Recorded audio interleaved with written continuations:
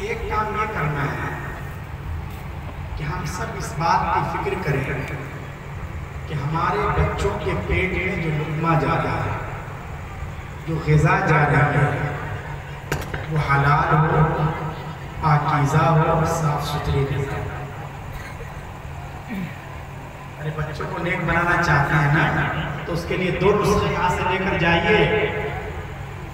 پہلا کام یہ کرنا ہے، اس بات کی فکر کرنی ہے کہ ہمارے بچوں کے پیٹ میں جو لقمہ جائے وہ بالکل صحیح، شبے والا مال ہم اپنے بچوں کو نہ کھلائیں، سود کا پیسہ ہم اپنے بچوں کے پیٹ میں نہ جائیں، اس لیے کہ یاد رکھیے اگر حرام مال سے، سود کے پیسے سے، ناجائز مال سے ان بچوں کی پرورش ہوتی ہے، ان کی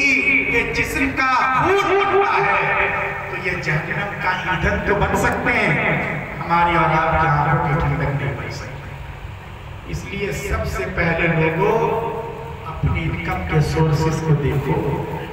آمدنی کے ذرائع کو دیکھو، پیسہ کہاں سے آتا ہے۔ قیامت میں بھی یہ سوال ہوگا کہ خرچ کہاں کیا، لیکن یہ سوال بعد میں ہوگا، پہلے یہ پوچھا جائے گا یہ تمہارے پاس آیا کہاں سے، جائز طریقے سے آیا یا ناجائز طریقے سے آیا۔ اس لیے کہ زمانہ ایسا آ گیا ہے کہ اس وقت حلال اور حرام میں بہت زیادہ تمیز کا مادہ نہیں رہا، لوگ بس چاہتے ہیں کہ پیسہ ہمارے پاس آ جائے، چاہے وہ سود کے طریقے سے ہو، انشورنس کا غلط قسم کا پیسہ آ جائے، بینک سے اگر لون مل رہا ہے ہم اس کے لیے لمبی لائن لگا دیتے ہیں، اور ہم اس کو گورنمنٹ کی کرپا سمجھتے ہیں کہ بھائی اس میں صرف 2% سود ہے لگ رہا ہے، اس لیے لے لو۔ یاد رکھیں سود حرام ہے، ناجائز ہے، چاہے ہم فکس ڈپوزٹ کروائیں یا یہ کہ انشورنس کے غلط قسم کی پالیسیوں کے ذریعے ہم غلط مال کو اپنے گھر میں لائیں، بلکہ آج کل تو سود کی وبا اتنی عام ہو گئی ہے کہ بہت سے گاؤں دیہات کے بارے میں یہ شکایت ملتی ہے کہ وہاں صرف جو کمپنیاں ہیں وہ جاتی ہیں، ان کے ایجنٹ جاتے ہیں اور صرف مہیلاؤں کے نام پر، مستورات کے نام پر وہ سودی قرضے دیا کرتے ہیں، اور ہمارے سماج کے لوگوں کی آنکھوں پر بھی پٹی بن جاتی ہے اور اللہ سے وہ سودی قرضے کو لیتے ہیں، اور اس طریقے سے حرام مال، ناجائز پیسہ یہ ہمارے بیڈ تک پہنچ رہا ہے۔ ہمیں ایسی حرکتوں سے باز آنا چاہیے۔ یاد رکھیے قرآن کریم نے صاف لفظوں میں کہا احل اللہ البیع وحرم الربا، کہ اللہ نے کاروبار اور بزنس کی اجازت دی ہے۔ اپنے دکان لگاؤ، کپڑے بیچو، فیکٹری میں جا کر کام کرو، بھینس پالو، کچھ بھی کرو، کھیت ہے، کھلیان ہے، وہاں غلہ پیدا کرو، کچھ بھی کرو۔ اگر نہیں ہے کوئی راستہ، اپنی گلیوں کے اندر گھوم کر لاری پہ کیلے بیچو، سب کی اجازت ہے۔ وحرم الربا، لیکن اللہ نے سود کو، انٹرسٹ کو اور بیاج کو بالکل کوئی سود کے قریب نہیں جا سکتا، کوئی اس طرح کی حرکت نہیں کر سکتا۔ حدیث پاک میں ہے جو سود دیتا ہے، جو دیتا ہے، جو بیاج کے کاروبار میں گواہ اور ایجنٹ کے حیثیت سے اس قوم کا سگنیچر کرتا ہے، یہ سب اللہ کی رضا کو چیلنج کرتے ہیں، یہ مجرم ہیں، ان سب کی گردن میں، ان سب پر اللہ کی لعنت ہوگی۔ اس لیے سب سے پہلے یہ دیکھنا چاہیے کہ ہماری آمدنی کے ذرائع صحیح ہے یا نہیں۔ اگر ہم اپنے بچوں کو نیک بنانا چاہتے ہیں تو آج سے یہ عہد کر لیجئے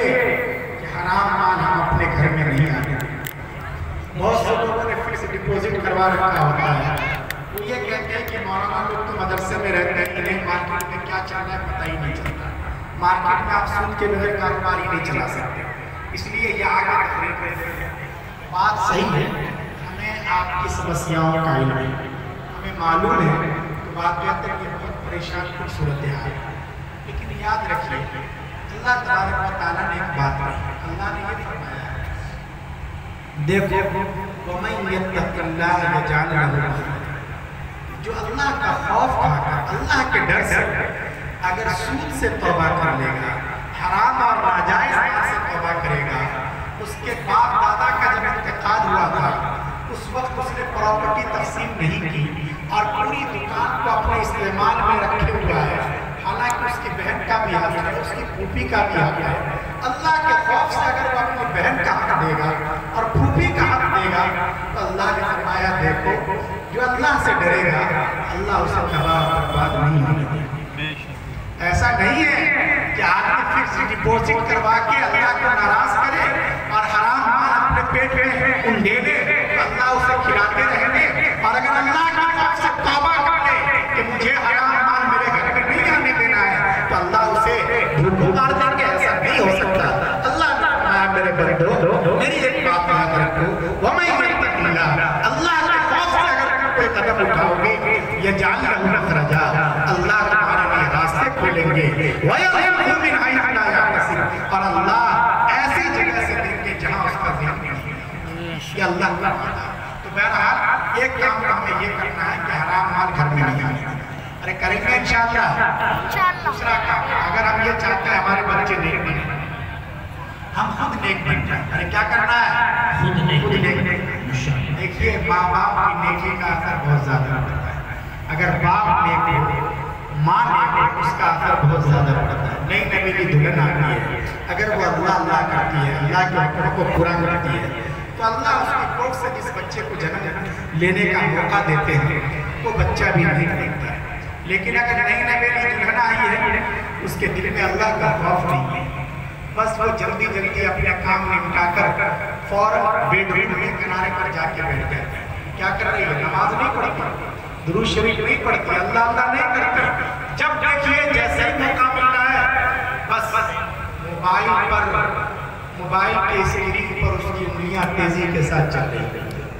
وہ فلمیں دیکھتے ہیں، سیریل دیکھتے ہیں، غلط قسم کے پروگرام دیکھتے ہیں، وہ جھوٹ بولتی ہے، وہ اپنے شوہر کے حقوق کا خیال نہیں رکھتی، گال گلوچ کرتی ہے۔ تو یاد رکھیں ایسی عورتوں کے پیٹ سے جنم لینے والے بچے شیطان تو ہوتے ہیں، اچھے انسان نہیں۔ اس لیے ماؤں کو اپنے کردار کو دیکھنا ہے، جانچنا ہے، باپ کو جانچنا ہے، خدا کا واسطہ اپنے لیے نہ صحیح، خدا کے واسطے اپنے چھوٹے چھوٹے ننھے معصوم بچوں کے لیے، اپنی بچیوں کے لیے جھوٹ بولنا چھوڑ دو، دھوکہ دینا چھوڑ دو، رات کو دیر تک موبائل پر جو ننگی فلمیں دیکھی جاتی ہے خدا کے واسطے اس سے توبہ کرو،